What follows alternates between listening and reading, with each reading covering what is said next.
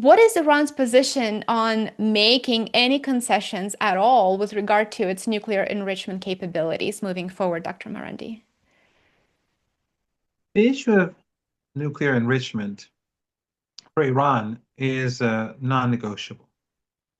And the reason is that not only is enriching uranium important for Iran, because Iran is developing nuclear power plants, and it is a country that has always been experiencing sanctions. So if, for example, we have a power plant and for whatever reason, US sanctions prevent Iran from purchasing nuclear fuel, then we'll have crises at multiple levels in the economy, and especially in the coming years after uh, other nuclear power plants are finished and built. And we've seen that even with regards to gasoline. Uh, on occasions when we had shortages of gasoline because consumption in Iran is very high. Gasoline in Iran is about 1 cent, between 1 cent and 2 cents a liter, 1 or 2 cents a liter. Imagine the difference between Iran and where you are. It's like, income, you can't compare them at all. Mm-mm. So consumption obviously is going to be extremely high. And Iran, the government pays huge subsidies for gasoline.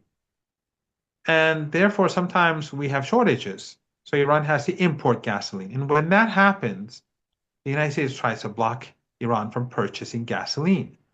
So the same is true with the nuclear program. If we, when we, better than I, being an expert on economics, unlike me, that building a nuclear power plant is very expensive.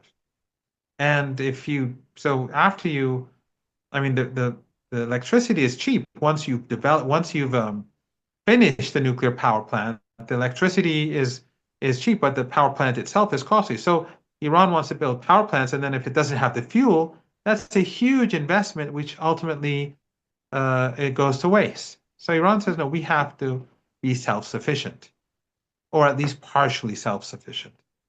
But more important than that, actually, is the fact that this is a part of Iran's sovereignty. Iran has the sovereign right to enrich uranium. And for any country to tell Iran that you cannot do this because we don't want you to do so, that's unacceptable. The Islamic Revolution 47 years ago was all about independence, sovereignty, dignity, and Iran is not going to relinquish any of that. All of this came at a very heavy price. So this gap between Iran and the United States is enormous.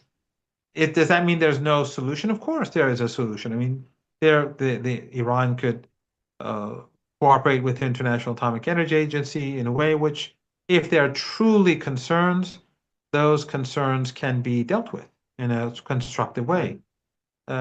We've already seen that happen with the JCPOA, which actually wasn't a great deal for Iran.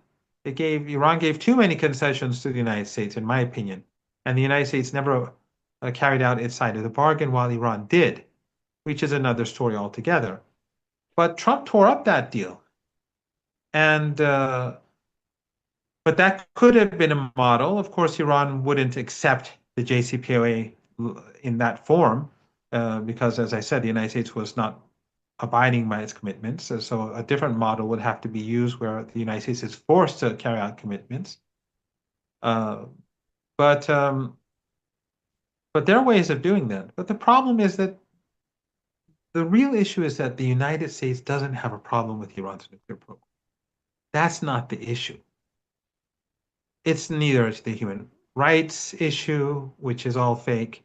I mean, the human rights violations. Look at the genocide, the ongoing genocide in Lebanon now. Every day, the slaughter of women and children by the Israeli regime, and of course, it's being carried out in Western media, and Western governments are looking away, just like they did in Gaza. I mean, that the greatest violators of human rights are the West and their proxies and their allies. So human rights was never an issue. Or terrorism. I mean, they created ISIS, they created Al Qaeda, they bomb country after country. That's all terrorism. Their pilots are all terrorists. The pilots that or the soldiers that bombed the Minab school and all the other schools and hospitals in Iran and in Lebanon. These are all terrorists. So the issue is not terrorism. When Joe Kent resigned, in his resignation letter, he said Iran is not a threat to the United States and Iran is not building a nuclear weapon. And he was, of course, a Trump appointee at the highest level, and he had the highest level of access to intelligence. And no one ever said what he said is wrong. The reason why the war was caused, what was brought about, was not because of the nuclear program. It was because the Zionist lobby wanted it. It's because the Israeli regime wanted it. And that's what Joe Kent says. And that's something we all knew. But this is the first time it comes out from, the inside the regime itself. So the problem that Iran has is that it is independent, unlike other countries in our region, and that it opposes genocide. It opposes the empire in Cuba or in Venezuela or across the board in Syria and during apartheid in South Africa and of course in Palestine. And that is, especially in Palestine, that is utterly unforgivable to oppose ethno supremacism. So the nuclear program is an excuse. So that and that's why the Americans don't really want a solution. They want it as an excuse to be able to sanction Iran. And that is what Obama did as well.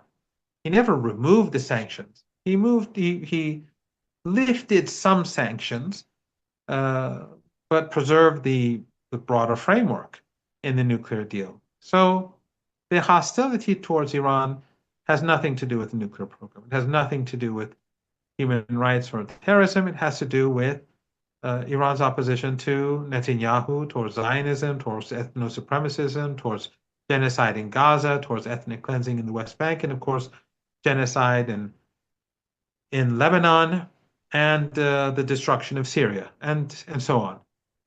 And this is basically it. So, if the United States really wanted to solve the problem, there are models that can easily be worked out where Iran preserves its right to have a nuclear program, a peaceful nuclear program, and the United States is assured that there will be no threat. But Western media, because it is a part of the political establishment, they manufacture, they help the Western governments manufacture crisis. In fact, there's a good book called Manufactured Crisis on the Iranian nuclear program, which goes into this in detail.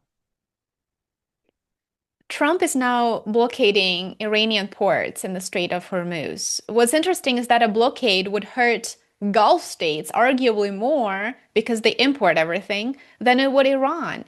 Also, Trump's blockade is a direct threat to China because it limits its trade and therefore limits China's sovereignty. And I doubt that Trump is ready to attack Chinese vessels or Russian vessels for that matter, too. Well, today's reports indicate that Iranian vessels have been prevented by the United States Navy from entering the Gulf of Oman.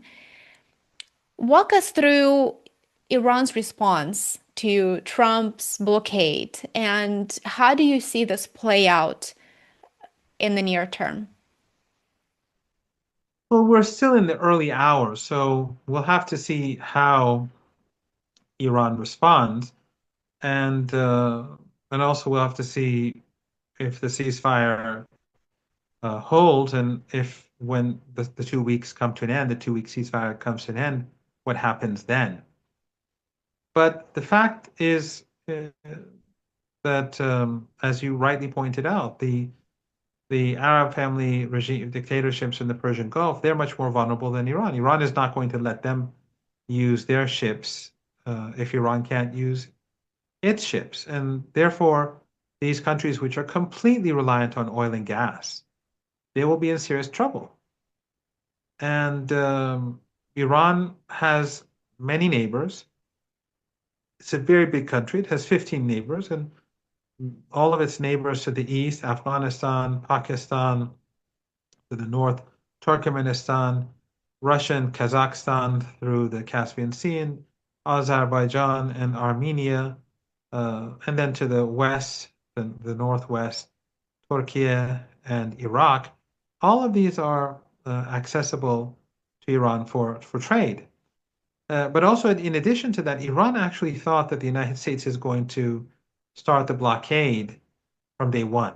In other words, almost 2 months ago, or at the start of their onslaught against the country.